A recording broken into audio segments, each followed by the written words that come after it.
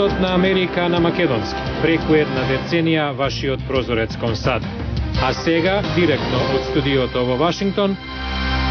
Добро вечер, ова е ТВ журналот Ньюсфлеш на Гласот на Америка на македонски, а со вас во оваа емисија ќе биде Јулија Велковска. Сенатот денеска се очекува да го ратификува договорот со Русија за контрола на нуклеарното оружје, а Јужна Кореја отпочна нови воени вежби, истакнувајќи ја определбата да се брани од, како што вели, агресијата на Северна Кореја. Започнуваме со блокот вести. И натаму тензии на Корејскиот полуостров. Јужнокорејските воени бродови денес започнаа нова 3-дневна вежба. Северна Кореја најави дека нема да одговори на неа, но јужнокорејците и натаму се на високо ниво на готовност. Американската влада се подготвува на неодредено време да држи во притвор 50 на наводни терористи кои во моментов се наоѓаат во Гвантанамо на Куба.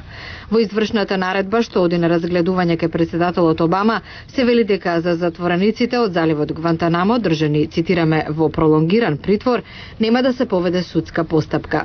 Надлежните органи соопштија дека секој од случаите ќе биде разгледуван периодично, а затворениците се очекува да имаат можност по законски пат да го оспорат својот статус на притвореници.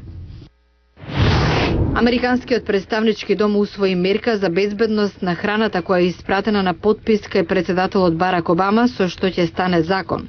Чекорот уследи по неодамнешните инциденти со труење со прехранбени производи како јајца, кикирики, спанаќ и домати. Владата со ова добива поголеми овластувања за инспекција на погоните за процесирање на храната во САД и други земји и да нареди повлекување на одредени производи од продажба. Во моментов може само да побара од компаниите да ги повлечат своите производи. Нарачајте бесплатен календар на Гласот на Америка за 2011.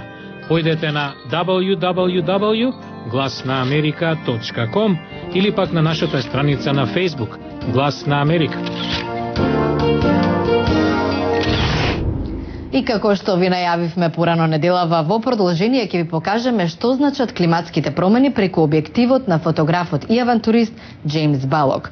По 30 годишно искуство, Балок со најновиот проект се надева дека ќе ја поттикне јавноста и надлежните да преземат чекори за проблемот со глобалното затоплување.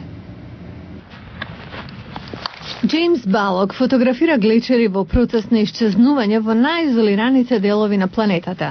Иницијативата е дел од истражувањето Екстремен мраз, проект што Балок го финансирал и водел уште од 2006 година. Идејата било да инсталира фотоапарати на глечерите во Гринленд, Исланд, Аљаска и планините Роки и да слика на тие локации на дневна светлина. Од секој апарат очекувал да добие околу 4500 фотографии годишно. Но кога ги прегледувал снимките, бил изненаден од тоа што го видел. Неверојатни се промените на овие огромни зданија, за кои сметате дека се издржливи, бесмртни делови од пејзажот. Кога ќе видите дека исчезнуваат за мошне краток период, тогаш тоа навистина го менува вашето чувство за време. Фотографиите практично го документираат повлекувањето на глечерите. Видливо е како санта мраз од Гринленд паѓа во водените површини. Балок додава дека после она што го видел, тешко е да се остане скептичен кога станува збор за климатските промени. Кога го гледате оваа со своји очи, сваќате дека е реалност. Ова не е религија, не е доктрина, не е политичко прашање. Балок вели дека неговата најнова авантура на мраз му дала чувство на ранливост на глобалната животна средина и итна потреба за нејзина заштита. Тој се надева дека неговите фотографии ќе ја мотивираат јавноста, но и законодавците за земање порешителен став по ова прашање. Секоја година театарската група Вашингтонски забавувачи ја слави празничната сезона, нудејќи богата божикна програма изведувајќи традиционални песни и танци. Групата всушност избира теми од различни делови на САД и светот. Годинава тоа е Божик, како што се славел во рурална Англија во 1830 години.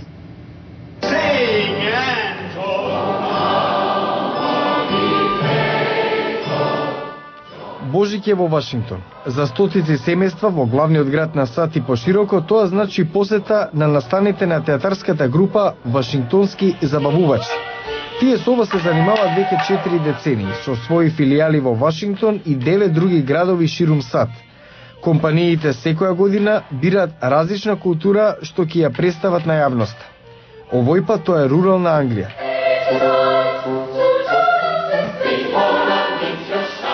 Во 1830-тите, на одреден начин базирана на книгите на реномираниот британски писател Томас Харди. Изведувачите се облечени во костоми соодветни за тој период. Се пеат традиционални божикни песни, се рецитираат поеми и се играат дребни танци.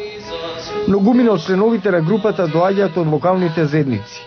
Има и професионални и аматерски изведувачи, но карактеристично е што слават сите заедно, а на репертоарот има за секого по нешто. Публиката е навикната да се вклучува. Сите пеат заедно. Крейг Луис е извршен директор на Вашингтонските забавувачи и водечки вокал. Тој и неговото семејство се ангажирани во групата уште од 1983.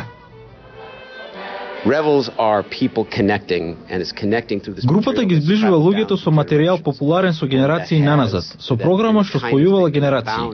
Ништо не зборува подобро за ова отколку самите посетители. Продукцијата годинава е неверојатна, најдобро досега. Навистина го задржува духот за вистинското значење на Божик. А оваа забавувачка група никогаш не се повторува. Секоја представа е уникатна, на свој начин.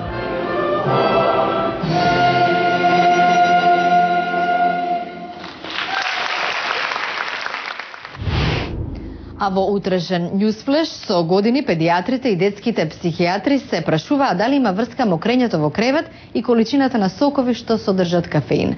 Неодамна направена е студија на оваа тема, резултатите се изненадувачки. Гледајте не утре во Newsflash. Утре во Newsflash. Колкава штета може да причини кафеинот во исхраната кај децата? Истражувањата не се завршени, но наоѓањата може да ви изненадат. Гледате за ова во утрешен Newsflash.